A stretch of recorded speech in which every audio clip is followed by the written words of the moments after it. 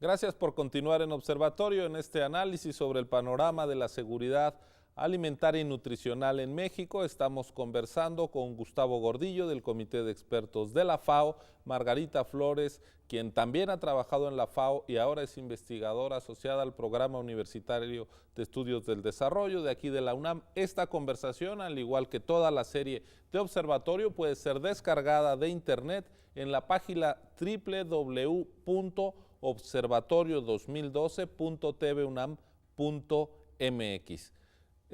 Gustavo, el informe Panorama de la Seguridad Alimentaria y Nutricional en México 2012, que se publicó en este 2013, hace un análisis, contribuye al conocimiento de cómo está la disponibilidad de alimentos en México. ¿Cómo nos ha ido en esta materia? Pues, digamos, es una situación confusa en cierto sentido, porque por un lado hemos hecho exportaciones muy importantes en productos agrícolas, pero ya cuando vamos al tema específicamente de alimentos para el consumo interno, ahí nos encontramos con varios problemas. Uno es que en algunos productos tenemos déficits graves y lo hemos tenido que compensar con importaciones. Digamos, el caso más notorio de todos es arroz. Dos, que tenemos una enorme desigualdad en la producción y en las productividades, ¿no? Es un país que está demasiado concentrado en los recursos, tanto financieros, físicos, infraestructura, en el norte, noreste de México. Y eso también genera una reflexión que yo creo que es muy de fondo y que el libro lo menciona muy atinadamente, que este es un país fundamentalmente de pequeña producción.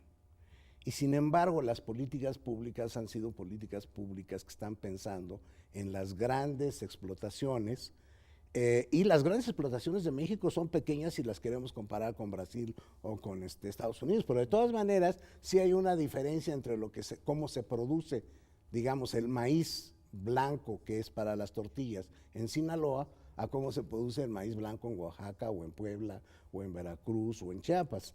Y ese es un problema que mientras no se asuma, vamos a seguir teniendo un problema bastante grave en materia de cómo verdaderamente llevamos al acceso a la producción. Y aquí viene la discusión de fondo, que es una discusión, a veces se confunden los términos, seguridad alimentaria, soberanía alimentaria, autosuficiencia alimentaria. El libro toma una posición, que es la que yo también mantengo. Autosuficiencia alimentaria sería la producción de absolutamente todo lo que nos consumimos. Es algo imposible de ver en un país que está inserto en el mercado mundial.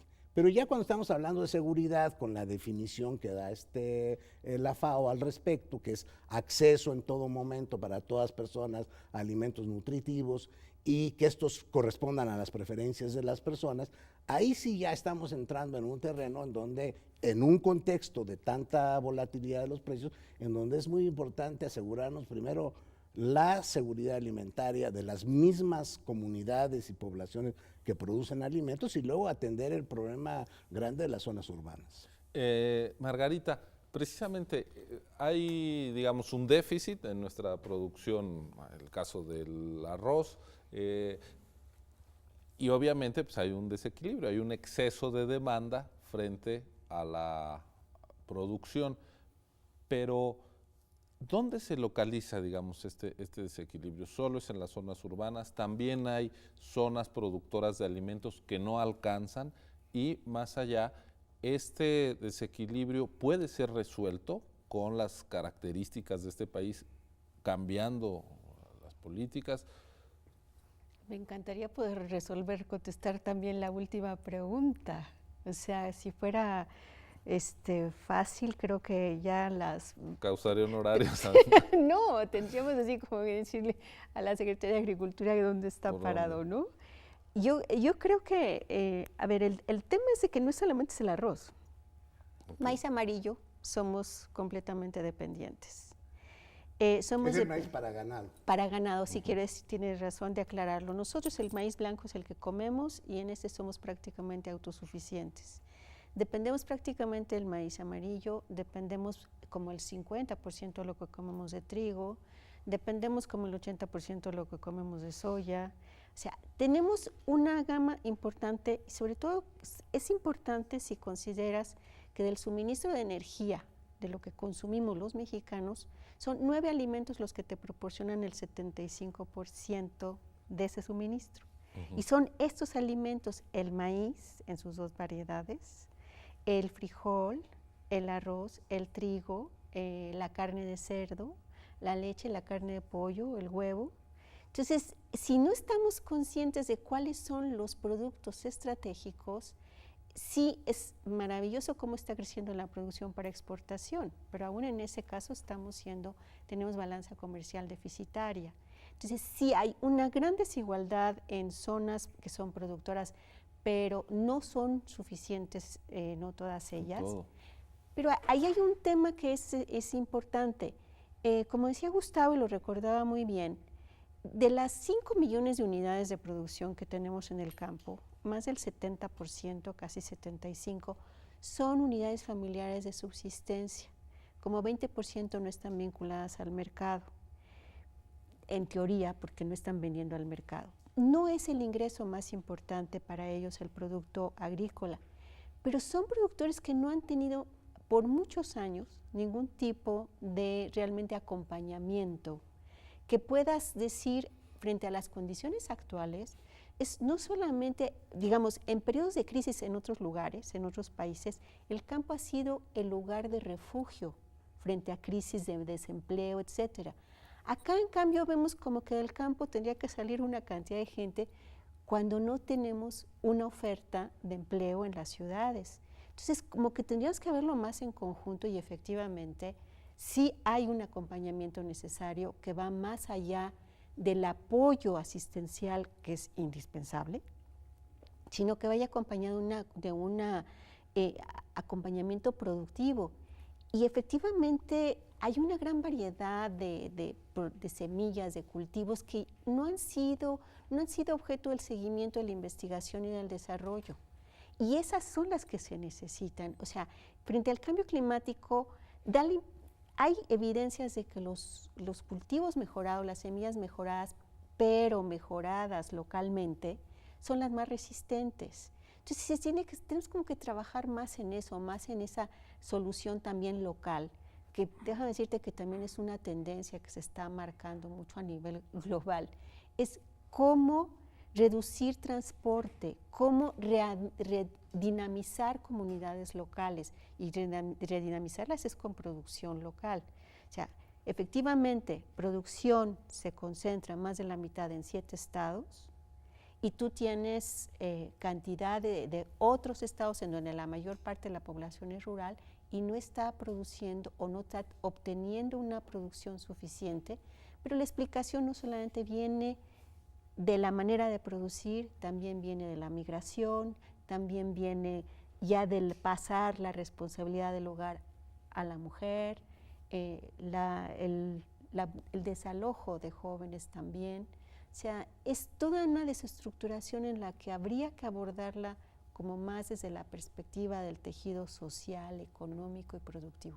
La regionalización, Gustavo, repensar, digamos, las políticas atendiendo estas características de la diversidad, incluso productiva del país, como condición para empezar a resolver este problema de inseguridad alimentaria. Sí, yo creo que hay como 2 cambios de visión que se tienen que dar. No se han dado, no es en los últimos 10 años, es en los últimos 50 años.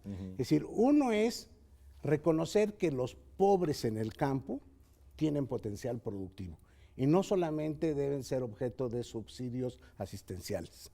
Esto como discurso suena bien, pero ¿cómo lo traduces eso en políticas públicas? Es decir, tienes que pensar, como lo han pensado en muchos países asiáticos que tienen pequeña producción como la predominante, es decir, hay países como Corea del Sur que tienen menos de 5 hectáreas por productor, China, Tailandia, Japón, etcétera, Taiwán, en fin. En todos estos países lo que han hecho es adaptar todas las políticas públicas a la dimensión predominante de la agricultura.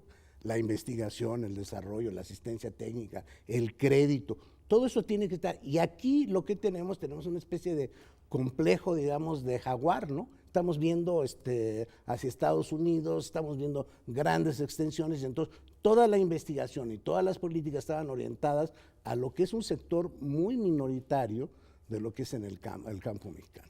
Y dos, a partir de ese reconocimiento, entonces tienes que reconocer que el país es un país rico en ecosistemas, no hay una sola, y no puedes entonces definir una política pública única para todo el país.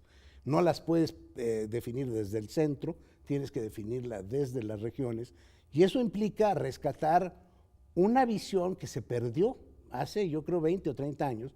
Todavía había una gran riqueza en las teorías de desarrollo regional y en los ejemplos de desarrollo regional en el país, y todo se perdió con esta idea de que la globalización significaba o iba a significar homogeneidad, y no, lo que significa al contrario es profundización de la heterogeneidad, y en consecuencia, más que nunca, necesitas desarrollos regionales hasta cierto punto muy articulados en lo urbano y lo rural, no solamente como política, es decir, las políticas sectoriales cada vez me parecen que tienen, por lo menos en el ámbito rural, menos impacto, si no las vinculas territorialmente con el desarrollo urbano, con la parte agroindustrial, con los otros empleos de los cuales obtienen una parte muy importante de sus ingresos las familias campesinas, ¿no? Muy bien, vamos a hacer una pausa y regresamos a analizar también el tema de la desnutrición y la obesidad como dos aparentes paradojas, pero que tienen que ver pues con la mala alimentación en nuestro país.